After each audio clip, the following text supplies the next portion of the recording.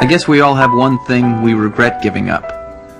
Come on, Andy, do you want to wave goodbye to your sister on her first day at college? It's not a real college. So he's safe with me, sir. Do you ever think about those beloved 80s child stars? The ones who felt like part of your childhood then vanished? They were on your screen every week, growing up right alongside you. What happened after the credits rolled? And why did we stop noticing? You did not just watch Punky Brewster, you wanted to be her.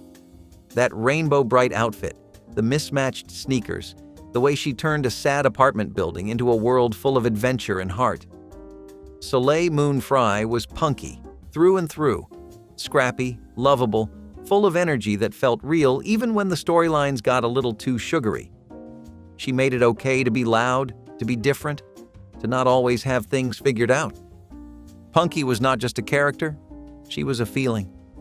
That mix of defiance and warmth, like hugging a teddy bear with a bandana on it. Soleil brought all of that to life before most kids her age had even memorized their times tables. She gave every scene her full heart, even when the material was cheesy. You believed her. You wanted to follow her around. You trusted her instincts more than the adults in the room. There was something fearless about how she played every emotion, like it was the only one that mattered. And when Punky got sad, you felt it. Soleil never faked it. That is why she stuck with people. Punky Brewster ran for 4 seasons and then lived on in reruns, cartoons, and lunchboxes. Soleil Moon Frye became a familiar face for a whole generation, even if you could not name anything else she had done. But the truth is, her life off-screen was never as colorful as the show made it seem. She dealt with early fame, body image struggles, and the pressure of being a child star long after she stopped being a child. She stepped back from acting for a while, did some voice work, started a family, directed a documentary about her life, built from old home movies she shot during her time in the spotlight. And it hit like a time capsule with a heartbeat, a reminder of what it looked like to grow up in the middle of the fame machine. You saw her play Punky, but the real story is how Soleil kept growing after the cameras stopped rolling. She became a mom, a writer, and a filmmaker. Not everything was easy, but she stayed true to that spark, the one that said, "I'm gonna be okay," even when things felt anything but. The 2021 reboot of Punky Brewster brought her back to TV screens, but now as a grown-up, a single mom trying to raise kids of her own. It only lasted a season, but for fans, it was more than nostalgia. It was closure. Because Soleil Moon Frye was never just a kid in pigtails. She was resilience in Reeboks. Heather O'Rourke was the reason you did not look at Static the same way again. That soft-spoken, "they're here," turned her into a pop culture icon before she even hit double digits. In the Poltergeist films, she was the little girl at the center of the storm, literally pulled into another dimension, then fighting her way back through sheer innocence and light. And behind that sweet voice was an actor who could hold the entire screen in a single close-up. She had something special, a quiet kind of gravity. Even in the chaos of a horror film, Heather stayed grounded. You believed her, you rooted for her, you remembered her. It was not about how loud she screamed, it was about how still she could be. She made fear feel real because she did not overplay it. Heather O'Rourke had a steadiness that most adults could not fake. When she stared into the static, it gave you chills. Her eyes could tell a story without moving. She was fragile, but never weak, and that made her unforgettable. She was discovered at a food court in Southern California. One moment she was eating lunch with her family, the next she was cast in a Steven Spielberg production. It sounds like a Hollywood myth, but it was real. And for a few years, Heather O'Rourke was everywhere. She went on to film the entire Poltergeist trilogy and also appeared in a string of sitcoms and TV specials in between. But that first movie stayed with her, and with us. The blonde bob, the wide blue eyes, that uncanny mix of calm and terror. Heather became the heart of the franchise. And then, in a heartbreaking twist, she was gone far too soon. She died in 1988 at just 12 years old after complications from a misdiagnosed intestinal condition. It shook the industry. It shocked fans. It turned the poltergeist curse from rumor into tragedy, and it left people asking, how does someone that young leave such a big impact? In the years since, she has become a symbol of lost potential and a name spoken with a kind of reverence, not just because of how she died, but because of how she acted. She did not scream her way through those movies. She carried them. She was the reason they mattered. Heather O'Rourke did not get a long career, but she got a role that will outlive all of us. And maybe, in some small way, that is its own kind of legacy. Before he was directing episodes of television or showing up on late-night talk shows as the former child star who turned out okay, Fred Savage was Kevin Arnold. And Kevin Arnold was every kid in the late 1980s just trying to figure it all out. The Wonder Years took place in the 1960s, but it was about more than one era. It was about growing up, awkwardly, hilariously, and sometimes painfully. And Fred carried that weight like a pro.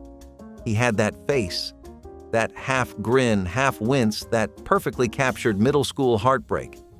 He was never over the top, never cloying. He just felt real, like someone you knew, or maybe someone you were. Fred Savage was not acting like he understood growing up. He just did. You saw it in his eyes, in the way he carried disappointment, and in the little cracks between his words. He never looked too polished, and that was the point. You trusted Kevin Arnold because Fred made him honest.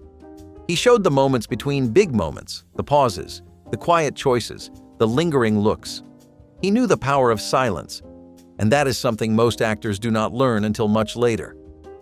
The Wonder Years was not loud, it was not flashy, but it hit a nerve. With its narration by Daniel Stern and its perfectly nostalgic soundtrack, the show carved out a space that no other sitcom had. It was less about jokes and more about moments. Fred Savage was at the center of it, holding every scene like a kid who had lived it. After the show ended, he kept acting. But behind the scenes was where he really found his stride. Fred became a respected television director, working on everything from It's Always Sunny in Philadelphia to Modern Family. He also voiced characters, produced comedies, and stayed active without ever chasing the spotlight. He never had a tabloid meltdown, never disappeared, just kept evolving. Quietly, steadily, like someone who knew exactly who he was, even after the applause faded. In recent years, he returned to acting now and then, but mostly, Fred Savage became a reminder that child stars do not have to flame out. Some of them just keep working, keep learning, and keep showing up. And for anyone who ever watched Kevin Arnold navigate love, loss, and locker rooms, Fred Savage will always be the voice of growing up. You might not remember his name, but you remember the eyes. Barrett Oliver played Bastian in The Never-Ending Story, the lonely, bookish boy who dives into a fantasy world with nothing but an old book and a broken heart. He did not have to shout or show off. He just had to feel real. And he did. He was every shy kid who ever hid in the school library, every dreamer who wanted to disappear into a story and never come back. He played vulnerability like a strength. You could see it in the way he touched the book, like it might burn him. Even when he was silent, his eyes were loud. Barrett made sadness feel brave. He carried the whole film without ever looking like he knew he was doing it. There is a scene where he reads and cries and hopes, and you forget you are watching a movie. He made fiction feel like memory, and that is not something you forget. Barrett had something soft, something honest. He was not just reading a book, he was carrying the weight of a whole world. That is a big ask for a child actor. But Barrett made it feel effortless. One scene he is tearing up in a dusty attic. The next, he is screaming a name into the storm, and somehow it still feels quiet, personal. Barrett Oliver did not stick around Hollywood for long. After starring in a few more movies like Daryl and Cocoon, he stepped away from acting entirely. No scandals, no interviews, no desperate comebacks. He just left, and he found something else: photography. Barrett went deep into the world of antique photography methods, stuff like collodion processes and 19th century printing techniques. He became an expert in old-school camera work and even published a book on the subject, In his own quiet way, he never stopped making images. He just changed his tools. And maybe that makes sense, because Barrett was never about flash. He was about feeling.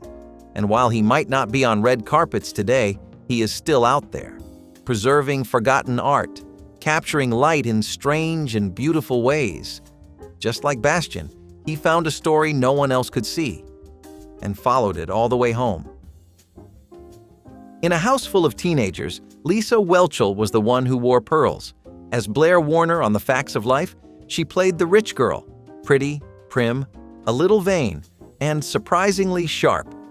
Blair should have been annoying, but Lisa gave her something unexpected: charm, poise, and more than a little backbone. Blair was the type of character who could have been a one-note joke, but Lisa turned her into someone you rooted for. She could play the diva, but also the friend. When Blair dropped her defenses, you leaned in. And Lisa handled those emotional pivots with real grace. You saw her grow from spoiled to self-aware, and it felt earned. She showed that pretty girls could be smart and funny, and layered. It was a performance that aged well, and a reminder that even the shiniest characters can have depth. She was not just the pretty one. She had timing. She could land a punchline with a hair flip and then turn around and say something that made you think. The show let her grow, from spoiled teen to confident woman, and Lisa grew right alongside her.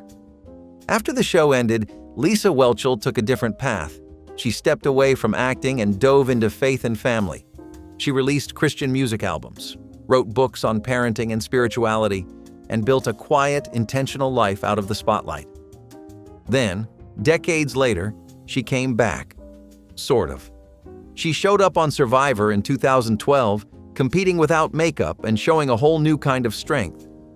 She made it all the way to the finals and won the fan favorite prize. It was like watching Blair, older, wiser, and hiking through the jungle.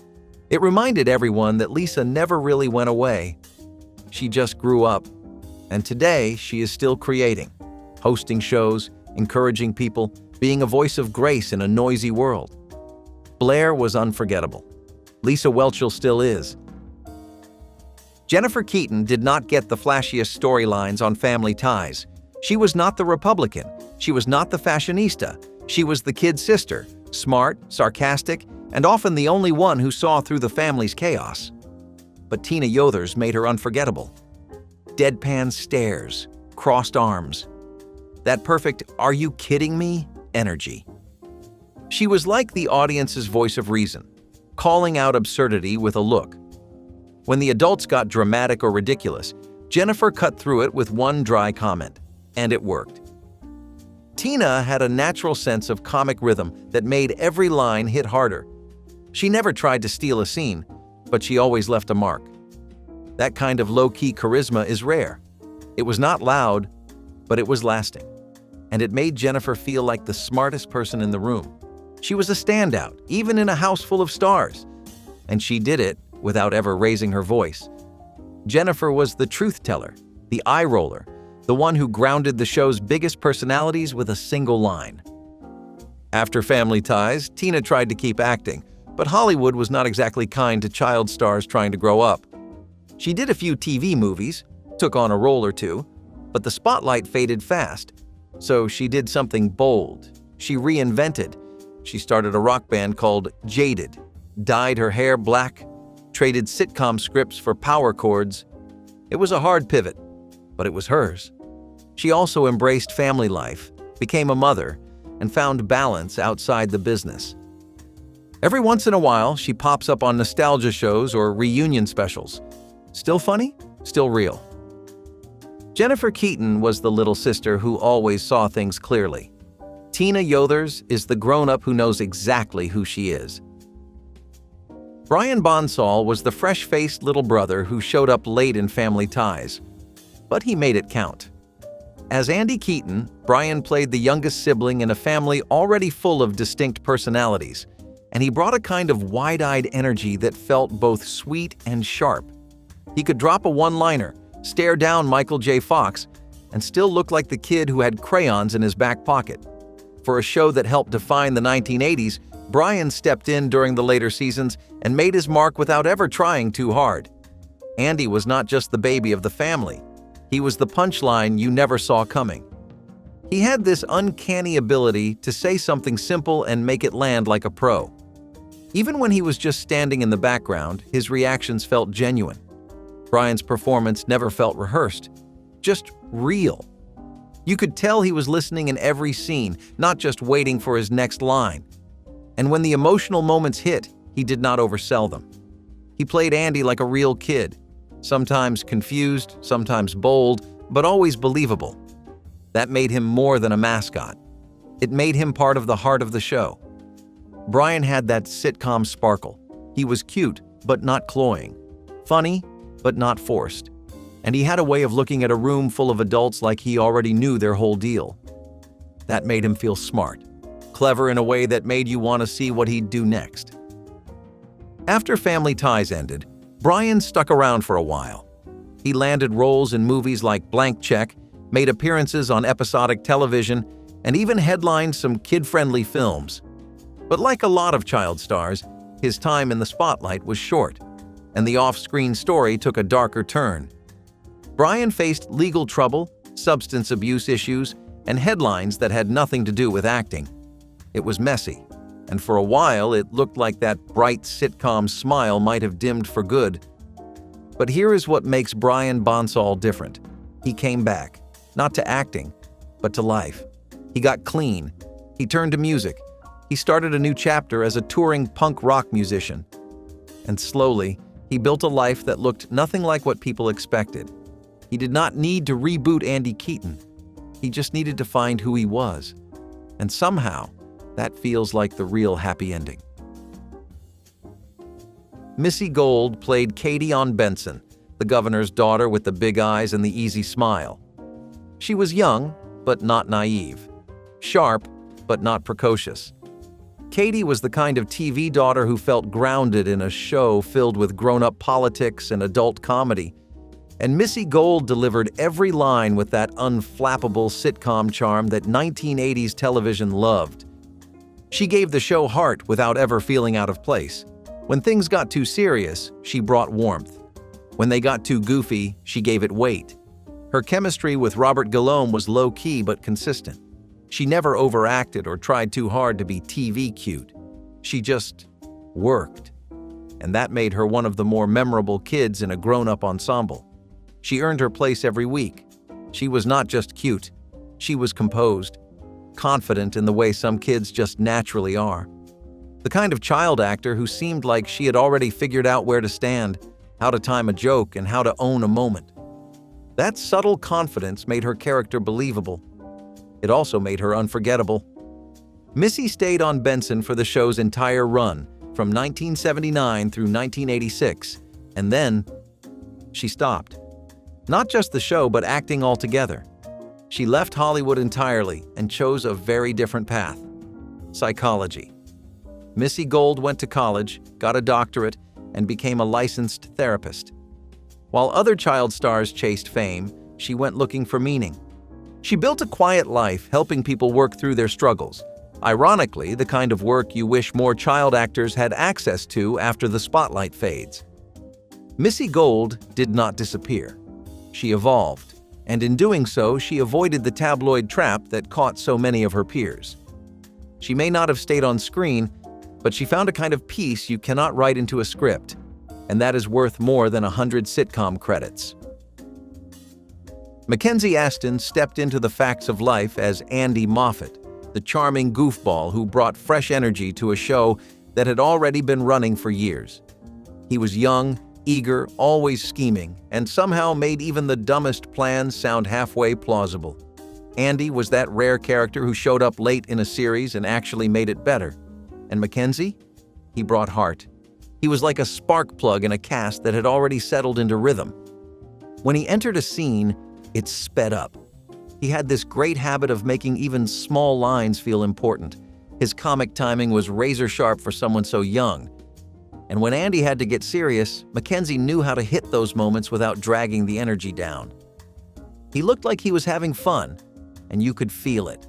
That kind of presence is hard to fake. And Mackenzie had it in every scene. He had this natural likability that just worked. Even when the scripts got silly, Mackenzie never felt like he was forcing it. He delivered jokes like he had grown up doing it, which in a way he had. With actor John Astin as his father and Patty Duke as his mother, performing was practically in his DNA. After The Facts of Life, Mackenzie kept acting. You have probably seen him in things without even realizing it. Bit parts, guest roles, character work. He stayed busy, but never craved the spotlight the way some child actors do. That might be why he has endured. Mackenzie Astin found his lane and kept driving. He appeared in dramas, thrillers, and even showed up in The Magicians and Homeland years later. He aged into the kind of performer who made every scene better, even if he was not the lead. And that consistency, that is its own kind of success. He was never the loudest voice in the room, but Mackenzie Astin made sure you remembered him anyway. He was the middle kid on a middle-tier show, but if you grew up watching The Hogan Family, you knew Jeremy Licht. He played Mark Hogan, quiet, bookish, and often caught between the chaos of older brothers and sitcom-sized drama. He was not the loud one, not the rebel, not the comic relief. But Jeremy made the normal brother feel grounded and familiar, like someone you actually knew in real life. Mark was the glue. He worried, he tried, he rolled his eyes, and that made him real. He was the guy who asked the reasonable questions, the one who studied while chaos exploded around him, the kind of TV brother who reminded you of yourself or the kid next door. He had heart without ever having to be the hero. And every time he got a rare punchline, he delivered it with quiet confidence. He was never the center of attention, and somehow that worked in his favor. He gave balance to a show that was always juggling cast changes and shifting tones. After Valerie Harper left, and the show rebranded twice, Mark stayed consistent. That quiet, steady presence was Jeremy's gift. He held the frame while everything else got recast.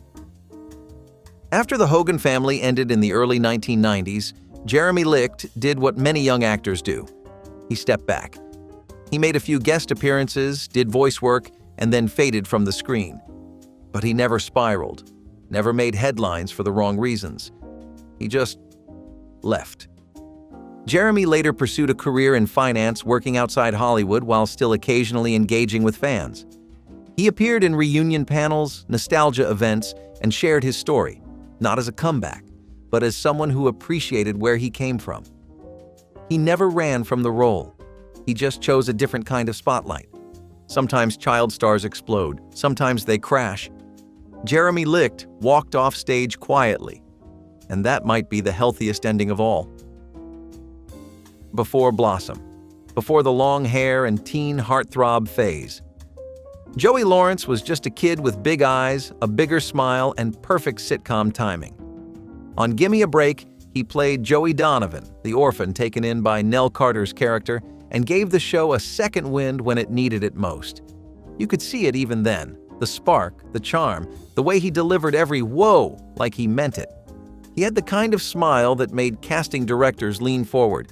He could cry on cue and still land a joke 2 seconds later. There was something classic about him, like he had been doing this forever. Nell Carter clearly saw it too, and their chemistry turned into one of the show's biggest strengths. When she teared up, so did he. He had that child star magic, genuine without being saccharine. He gave emotional weight to a sitcom that was mostly about laughs. Joey did not just show up, he showed up ready. The writers gave him moments of drama, and he nailed them. And Nell Carter made sure the kid knew his way around a punchline. By the end of Gimme a Break, Joey Lawrence had become the show's emotional anchor. He carried scenes with veteran actors. He sang. He danced. He leaned into the big emotions and always looked like he belonged. It was no surprise when he moved on to bigger roles. Of course, Blossom came next, and with it, teen idol fame. Then came a pop career, movie roles, and a surprising reboot in adulthood with shows like Brotherly Love and Melissa and Joey. Through it all, Joey Lawrence never really disappeared. He just evolved. Today, he is still acting, still singing, and still occasionally dropping a well-timed whoa when the moment calls for it. But for those who remember Gimme a Break, he will always be that kid, bright-eyed, fast-talking, and ready to steal the show. And let's be honest, he kind of did. She walked onto the screen in Curly Sue like she owned it. And maybe she did. Alisan Porter had the kind of presence that made adults stop talking and pay attention. Curly hair, big eyes, and a voice that could cut through noise like a spotlight. She was not just cute, she was magnetic. You could see the spark that made her unforgettable. She had that rare ability to look completely at ease next to seasoned actors. Her scenes never felt like the kid part. They felt like the heart of the film. Every tear, every laugh, every smart remark came with sincerity. And when she sang, you remembered it. Before Curly Sue, she was already working, commercials, bit parts, building her resume. But it was that 1991 movie that made her a household name. She held her own next to Jim Belushi and somehow stole every scene. The movie itself was a sentimental mix of comedy and heart, but Alisan was the reason people watched it twice.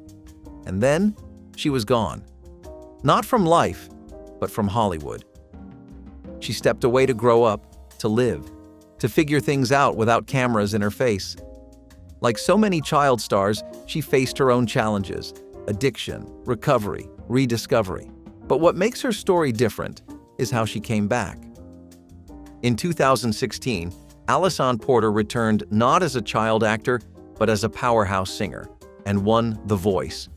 She stood on that stage older, wiser, stronger, and belted out songs like she was reclaiming her spotlight, and she was. She proved that a child star could grow into something more. That early fame does not have to be the whole story. Alisan Porter gave us Curly Sue, and then she gave us herself, and both were worth watching. She has been in wild, unforgettable films. She has earned Oscar nominations. She has played everything from punk rockers to traumatized teens. But before all that, Juliette Lewis was just a girl with a raspy voice and a lot of screen presence, first popping up in smaller projects that gave glimpses of the powerhouse she would become. In 1987's Home Fires, she played a war-era teen navigating family drama. It was not a big role, but it was a start, a flash of intensity behind the eyes, like she was always half a second from stealing a scene. Then came My Stepmother is an Alien, campy, weird, and completely of its time. Juliette played the smart, skeptical daughter trying to make sense of Kim Basinger's intergalactic antics. She brought charm to a movie that should have completely gone off the rails. You watched her and knew, this kid had something. Not cute in a Disney way, not polished, just raw and real. Even in the most bizarre moments, Juliette made you believe her. She had that natural unpredictability that kept your eyes on her. You never quite knew what she was going to do next, and that was exciting. There was something scrappy about her screen presence, something a little dangerous. She did not soften her edges for the camera. She made her edges the whole point. Watching her back then was like watching someone rehearse for the roles that would define her later. You could already see Mallory Knox waiting in the wings. She was acting like a person, not a character. And that is why she stood out, even in the weirdest films.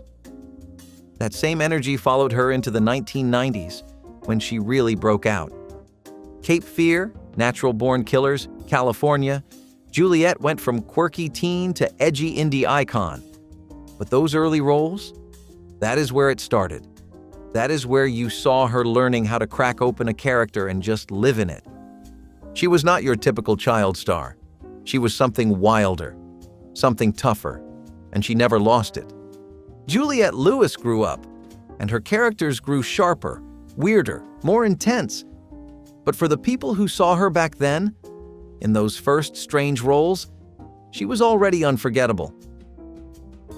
If you watched The Parent Trap 2 in 1986, you remember the face, the blonde hair, the perfect posture, and even more perfect pronunciation.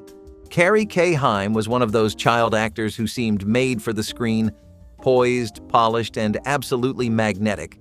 She played Nikki Ferris, the daughter of Haley Mills's grown-up character.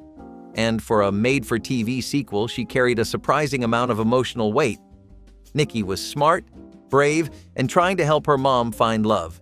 And Carrie played her with this calm maturity that made her stand out. Then came Santa Claus, the movie. Big budget, big Christmas energy. Carrie played Cornelia, rich, lonely, and in need of a little Christmas spirit. She had this quiet intensity, like she was thinking 2 scenes ahead. She looked the part, sure, but more importantly, she acted it. She made Cornelia feel human, not just another holiday movie kid. And when she smiled, it felt earned. There was no sense of trying too hard with her. Carrie Kei Heim had poise beyond her years. You got the feeling she could hit her mark, nail her line, and still bring something extra. She made her characters feel lived in, not just read off a script. Whether it was helping Santa or matchmaking her mom, Carrie never seemed out of place. She had the emotional control of a seasoned pro. Her eyes always seemed to be telling a second story. You could see the gears turning. She was the kind of actor who made scenes better just by being in them. And that is rare. Carrie Kei Heim had the kind of presence that hinted at a long career. But then, she stepped away. No scandals, no failed pilots, just life. She went to school, became a lawyer, wrote, created. For kids of the 1980s, she is a kind of hidden gem. You do not see her on reunion specials. She is not at Comic Cons. But her roles are frozen in time and still land decades later. Sometimes the best exits are the quiet ones, and Carrie Kei Heim knew exactly when to walk off screen. You knew the voice. You definitely knew the hair. And if you were a Brady Bunch kid, you remember him. Robbie Rist, better known as Cousin Oliver. He showed up in the final episodes of the Brady Bunch, wide-eyed and full of pep. He was supposed to freshen up the cast, save the ratings, be the new cute kid. It did not work. And yet, everyone remembered him anyway. Robbie Rist was only on the Brady Bunch for 6 episodes, but the impression lasted forever. He became the poster child for jumping the shark, the moment a show tries too hard and loses its magic. But here is the thing, it was not his fault. Robbie was funny. He had great timing. He was genuinely likable. The problem was the setup. He was never given a fair shot. What gets lost in the Cousin Oliver jokes is how talented Robbie actually was. He brought energy to a show that was running on fumes. He gave Oliver a sense of mischief and innocence without being annoying. He was not trying to be the next Bobby. He was doing his own thing. And when the Brady Bunch ended, Robbie did not disappear. He pivoted. He reinvented. He took that same charm and ran with it. And honestly, he ran pretty far. After the Brady days, Robbie kept working. Guest spots, cartoons, even voice work. But his weirdest role might have been in Kid Video, a Saturday morning mashup of live action and animation. Robbie played Wiz, a band member who gets sucked into a cartoon world where music and villains clash weekly. It was surreal, colorful, and very 1984. But Robbie made it work. He played Wiz like he meant it, with heart, with commitment, with a sense that this cartoon rock universe made total sense, even when it really did not. Over time, Robbie Rist became a behind-the-scenes guy. He voiced Michelangelo in the original Teenage Mutant Ninja Turtles movies, composed music, produced, reinvented. People might still crack jokes about Cousin Oliver. But Robbie Rist never stopped doing the work, never stopped creating, and never stopped proving that one strange chapter does not define the whole story. He was not just the kid who showed up late in the season. He was the kid who never really left. Dana Plato was America's big sister. As Kimberly Drummond on Different Strokes, she brought heart, warmth, and grace to a sitcom that dared to tackle hard truths. She smiled through the screen like someone who had it all together, but the truth behind her eyes told a different story. Fame came quickly, too quickly, and it never taught her how to hold on to herself. After Different Strokes, the offers stopped. The industry moved on. Dana did not. She fought hard to stay relevant, to find herself in a world that had already moved past her. Her choices became more desperate. She posed for tabloids, took roles she would rather forget. And all the while, the girl who once made us laugh was slowly unraveling. Addiction wrapped around her like a shadow she could not shake. She tried to get clean, tried to come back. But the pressure of being famous and forgotten is its own kind of poison. By 34, Dana Plato was gone. A tragic overdose ended her life, and with it, a chapter of television history that still feels unfinished. She died just a day after telling a radio show she was finally turning things around. We like to believe child stars live charmed lives. Dana reminded us that charm can be a mask, that behind every laugh track there might be a cry for help we cannot hear. Her story is not just a cautionary tale, it is a heartbreak that never quite stopped echoing. Eureeka's castle was pure bedtime story magic, the kind that wrapped around your brain like a lullaby and whispered, "Let's stay in make-believe a little longer." It was not trying to sell you anything. It was not speeding up your attention span. It was a slow, weird, wonderful puppet world living inside a musical castle, and somehow that made perfect sense to you as a kid. Eureeka was a young wizard in training, curious, clumsy, full of charm, and the whole castle was her playground. There was a dragon who could not stop sneezing. There were mice who ran a kitchen. There was even a wind-up bat with a singing voice. Every corner of that castle felt alive, like it was breathing with imagination. But what really made it work was how unafraid it was to be quiet, to sit in a song, to wander through a story without rushing the ending. It was soft, in the best way.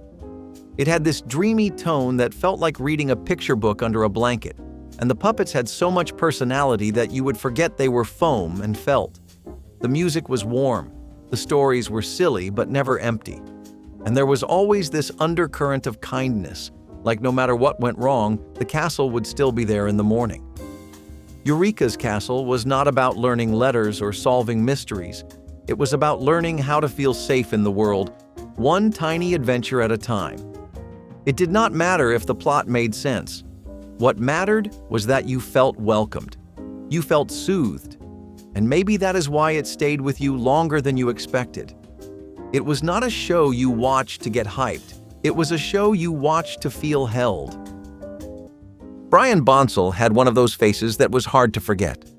Wide eyes, slightly unsure smile, like a kid who knew he was walking into something way bigger than himself.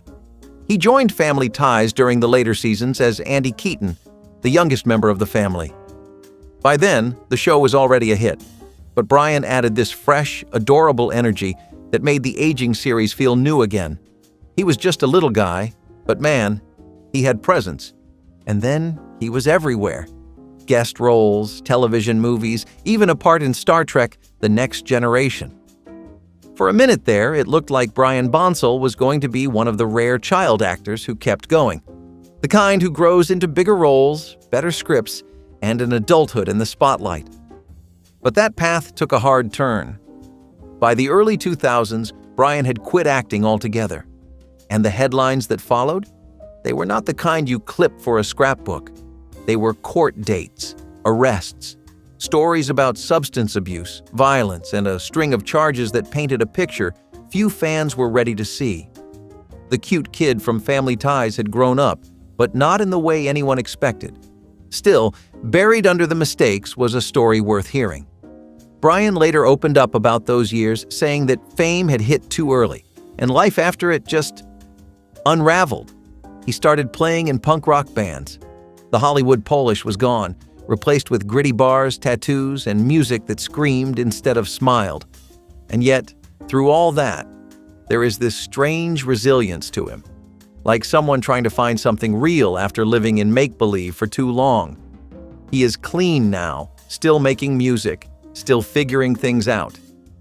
You think back to those final seasons of Family Ties, and you can almost feel the weight of it, the pressure of being the kid who has to keep the show going. The audience never sees the real life ticking underneath that laugh track. Brian Bonsall did not vanish because he was forgettable. He vanished because fame was not built for kids like him. And what hurts is not just that he disappeared, but that when he reappeared, the world barely noticed. Dana Plato had one of the most recognizable faces on television in the 1980s. As Kimberly Drummond on Different Strokes, she was the sweet, smart big sister. America's teenager. She was part of the perfect sitcom formula, the kind of show that glued families to the couch.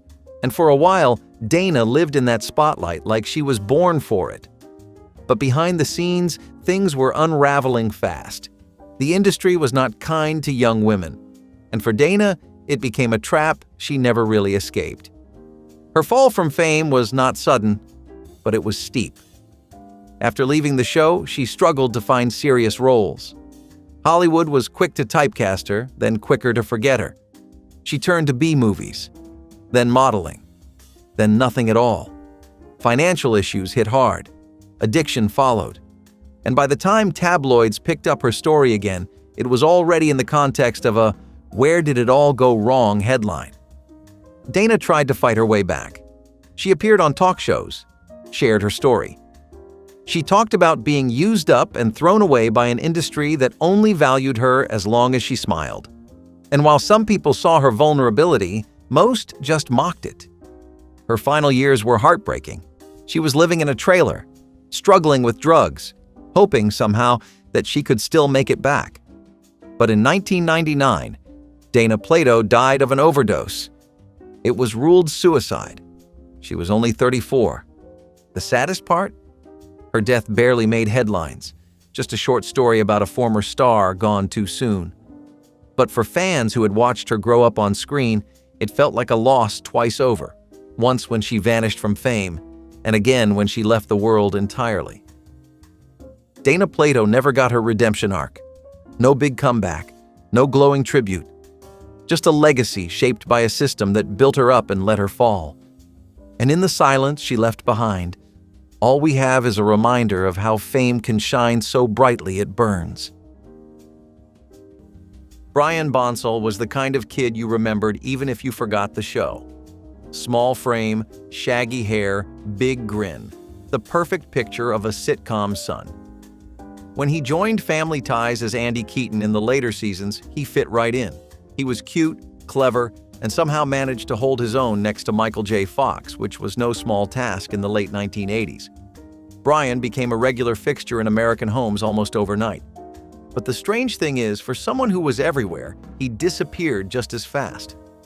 Once Family Ties ended, Brian kept working for a while. He had the look, the timing, and the fan base. He did movies like Blank Check, a fantasy kids film that put him front and center. And for a moment, it seemed like he would make that tricky jump from child actor to teen star. But then, nothing. By the mid-1990s, Brian was done with Hollywood. No big scandal, no dramatic exit. He just stopped showing up on screens. A lot of people assumed he had faded into the usual pool of forgotten child actors. But the truth was more complicated. Brian had not just walked away from acting. He had walked into a life that was far less scripted and far more chaotic. In the years that followed, his name started showing up again, but not in TV guides, in police reports. He was arrested multiple times throughout the 2000s, mostly for assault and substance-related charges. It was the kind of news that hits differently when it is someone you watched grow up on your television. You start asking the usual questions. What happened? How did he get here? But maybe the better question is, what did we expect? Brian had been working professionally since he was 5 years old. He was famous before he had a chance to understand what fame even meant. And once the cameras stopped, there was no guidebook for what came next. No director calling the shots, no audience clapping. Just real life. And real life, as it turns out, is not easy when all you have ever known is playing pretend. He later admitted he struggled with identity, addiction, and finding his place outside the industry. Fame had given him a role, but it had not given him direction. And when you are used to being told who to be, figuring that out on your own can feel like trying to solve a puzzle without knowing what the picture is supposed to look like. But this story does not end in ruin. Over time, Brian started to rebuild. He got sober. He went back to school. He found music and began performing in punk bands, something that gave him expression without expectation. He got married. He found balance. Still, the shadow of child stardom never quite disappears. It lingers in the background, like a line you forgot to finish delivering. Brian never asked for that spotlight. And when it faded, It took years to see clearly again. But what he found, on his own terms, was a version of himself that did not need applause, just peace. Amanda Bynes made us laugh when laughter felt simple. From all that to the Amanda Show, she carried an entire generation's sense of humor on her back. She was magnetic, quick, sharp, and brilliantly expressive. For every child of the late 90s and early 2000s, Amanda was not just a star, she was the moment. And then, one day, the smiles stopped coming. The world watched as Amanda's story began to shift. Headlines replaced punchlines. Her brilliance began unraveling in front of millions. Social media, paparazzi, cruel late-night jokes, it all became part of her unraveling. Mental health challenges took center stage, and the industry that once cheered for her now seemed to look away. But Amanda never gave up. She stepped out of the spotlight and into treatment. She focused on healing, on education, even enrolling in fashion school. She spoke about her struggles with painful honesty, never pretending things were easier than they were. It was raw, it was heartbreaking, and it was real. Today, she keeps a low profile, trying to rebuild something private and safe. The child who once lit up screens is now simply trying to find peace. And maybe that is the bravest role of all, not the comeback, but the quiet. Amanda Bynes may have vanished from our screens, but she never stopped mattering. The Busy World of Richard Scarry was one of those rare shows that made everyday life feel like an adventure. Not because it was flashy, but because it paid attention. Everything moved fast, but nothing felt rushed. The streets of Busy Town were filled with animals dressed like people, working jobs, making mistakes, saying sorry, and trying again. As a kid, that mattered more than you realized. You watched Hucklecat and Lowly Worm do everything from baking bread to learning how the post office worked. And it felt exciting, important. Like even the tiniest job had a story behind it. That was the genius of Richard Scarry. It turned the ordinary into something worth noticing. You were not just learning about the world, you were learning how to see it. To notice the mail truck, the grocery store clerk, the guy fixing the manhole. It told you that everyone mattered, even if they were just delivering apples. The animation was soft and playful, full of colors that felt like warm mornings in kindergarten. The music was cheerful but never annoying, and the characters made you feel like Busy Town could be your town, just one step to the left behind your backyard fence. It was educational, sure, but never preachy. It explained the world without making it feel boring. And more than anything, it gave you the feeling that growing up might actually be kind of fun. Like there was a place for you in it, a job to do, a story to be part of. You did not just watch it, you lived in it for a few minutes at a time. And honestly, that was enough. Lisa Whelchel was the kind of 80s icon who made it all look effortless. She played Blair Warner on The Facts of Life, the rich girl with the perfect hair, the sharp tongue, and a soft side that peeked through just enough to make you root for her. Blair was more than a character. She was a blueprint. Every show that came after with a glamorous, overconfident teen owes a little something to Lisa Whelchel. She was everywhere for a while. Talk shows, awards specials, sitcom guest spots. She had the smile, the charisma, the look. But then she disappeared. And not in the usual child star way. There were no arrests, no breakdowns, no bitter interviews. Lisa just walked away. What most people did not realize is that she had already made her choice. She turned down more acting work. She refused a role on Friends. She left Hollywood at the height of her fame to focus on faith, family, and privacy.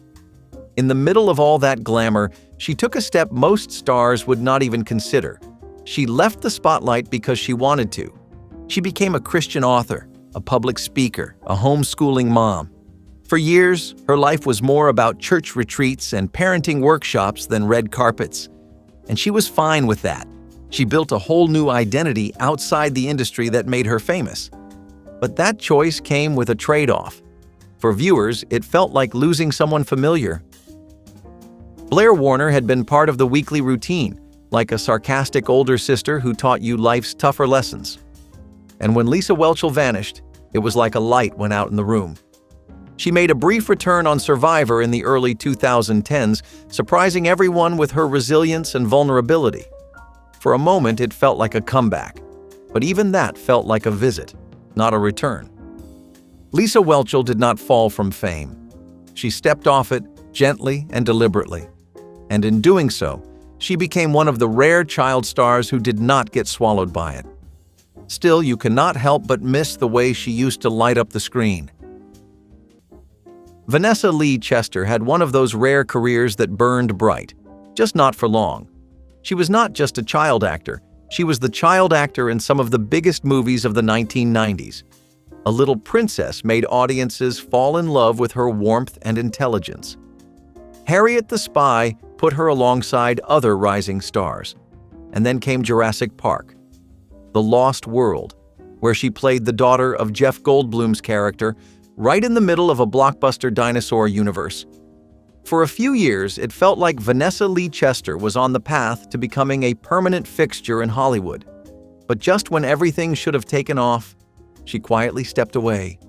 There was no controversy, no media circus. She simply stopped appearing in high-profile roles. And that silence, after the buzz and the magazine interviews and the red carpets, was deafening. People noticed. Not immediately, but over time.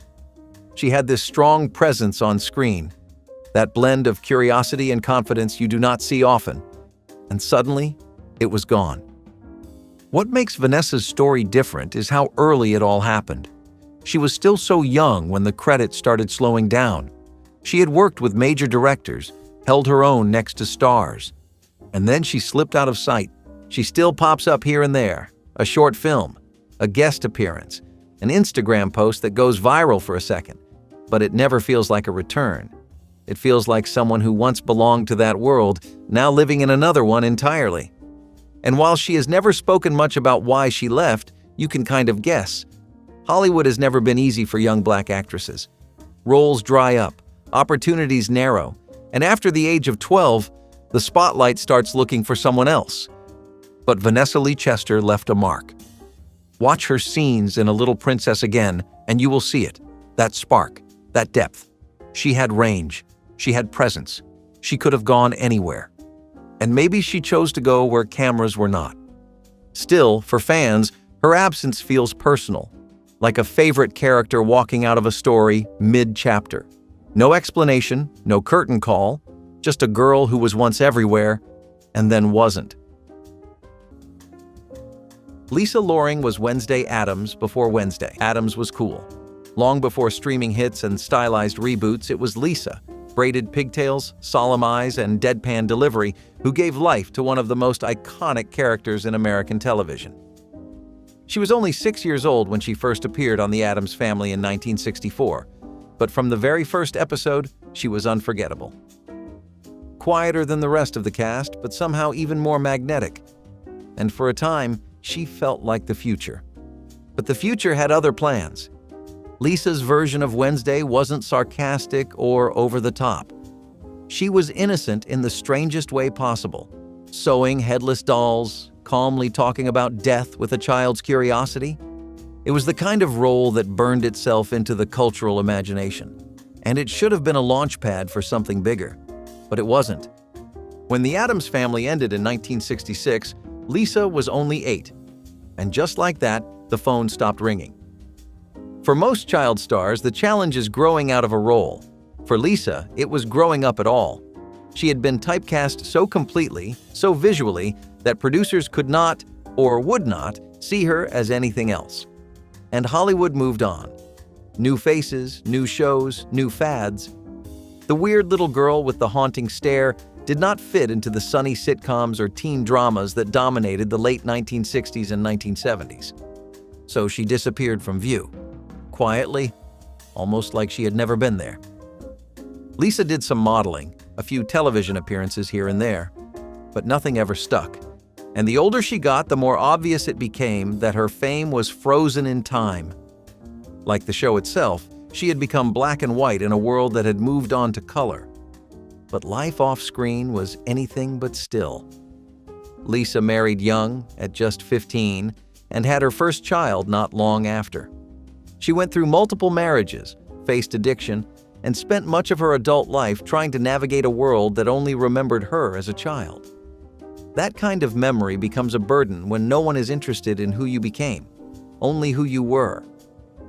It is easy to forget that child fame can be a trap. It looks like a gift, feels like a head start. But sometimes it just anchors you to a version of yourself that no longer exists. Lisa never committed any public scandals. She never lashed out or spiraled in front of cameras. She just faded into the background, a footnote to a character the world refused to let go of. And maybe that is the most haunting part. Lisa Loring passed away in 2023. Her obituary mentioned Wednesday Addams right away, because of course it did. That was the role. That was the image. That was the legacy. But behind the still frames and black and white reruns was a woman who lived an entire life outside that shadow, and who never really got the chance to be seen for anything more. It is a reminder, gentle, eerie, and painful, that childhood fame does not always carry forward. Sometimes it flickers once and never returns.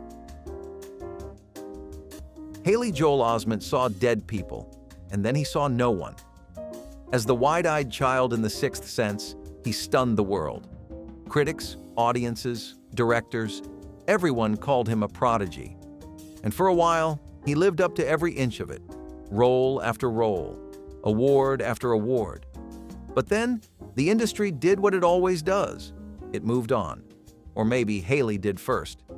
He made the boldest move a child star can make. He disappeared by choice, not by scandal. In doing so, he proved that fame did not own him, even when the world tried to claim him. Instead of chasing fame into his teenage years, Haley made a decision most child stars never even consider. He stepped away, went to college, lived among classmates who barely knew he had once terrified Bruce Willis on screen. He studied acting not to keep the fame alive, but to understand it better, to rebuild it on his own terms. And when he did return, it was not as the fresh-faced boy we remembered. It was as a character actor, bearded, funny, strange. He leaned into roles that were bizarre, offbeat, sometimes unrecognizable. And maybe that was the point. He had no interest in being who we remembered. He wanted to be someone new. Haley never really disappeared. He transformed, quietly, with grace. He avoided the crash, the scandal, the tragedy. And somehow, that made him stand out even more. In a world of child stars who vanish under the weight of what they were, Haley Joel Osment simply chose to become something else. Roundhouse was what happened when raw teen energy smashed into a live stage and exploded into music, movement, and unapologetic weirdness. It was not just a sketch show. It was a stage, a rotating one literally, where comedy met chaos and somehow made sense of being a teenager in the 1990s. Roundhouse was messy, loud, and never afraid to take swings at real issues. Divorce, bullying, crushes, loneliness, it tackled all of it. But not with lectures or moral of the day endings. It used dance, it used music, it used fast cuts and louder voices than any adult was ready for. Every episode felt like a fever dream on roller skates, but it worked because it came from truth. This was a show made by young people, for young people, without a single ounce of condescension. The cast felt like your friends, the cooler, weirder ones who actually talked about stuff no one else would. One moment, you would be laughing at a sketch about school lunch. The next, you were suddenly thinking about what it meant to grow up in a broken home. And then, just like that, you were dancing again. Roundhouse made you feel seen, not polished, not perfect, just seen. It was the voice in your head screaming, "Why does no one talk about this?" And then suddenly, they did. It burned bright, burned fast, and left behind a legacy that still feels impossible to replicate. It was not just a kids' show. It was a stage for everything real, messy, and beautiful about growing up. Robbie Rist had one of those careers that felt like a pop culture glitch. He joined the Brady Bunch at the tail end of its run, playing Cousin Oliver, the character that showed up just in time to get blamed for the show's decline. Unfair? Absolutely. But that is how fans remember him. The kid who came in with the bowl cut and big glasses, trying to inject new energy into a series already fading. He was the punchline in a joke he did not write, and somehow he stuck around anyway. His resilience got buried under the noise, but it never really cracked. Still, Robbie Rist was everywhere for a while. Guest roles on everything from Chips to The Bionic Woman. He even lent his voice to animated shows and commercials. And if you ever watched Kid Video, that weird Saturday morning mashup of cartoons and live-action music videos, you definitely heard him sing. But after that, Robbie Rist seemed to vanish. What most people missed was that he never really left. He just slipped into the background. He became a voice actor, a musician, a producer. He played Michelangelo in the original Teenage Mutant Ninja Turtles movies. Yes, that Michelangelo. You never saw his face, but his voice became part of a generation's memory. He also worked behind the scenes on independent films, played in bands, built an entire life doing what he loved, just not in front of a live studio audience. There is something strangely poetic about that. Robbie started as the kid who was too late for a beloved show. He got typecast, laughed at, written off. But instead of burning out, he transformed. He kept working, kept evolving. And yet, in the public's mind, he disappeared. Not because he failed, not because he fell apart, but because he became invisible on purpose. It is a reminder that not all vanishings are tragedies. Some are reinventions, some are escapes. And sometimes, the kid who got blamed for ending the Brady Bunch turns out to be one of the few who figured out how to survive it. If any of these faces sparked a memory, or made you wonder where your old favorite disappeared to, drop your favorite in the comments, give us a like and subscribe so you do not miss the next trip back to the stories we forgot we needed.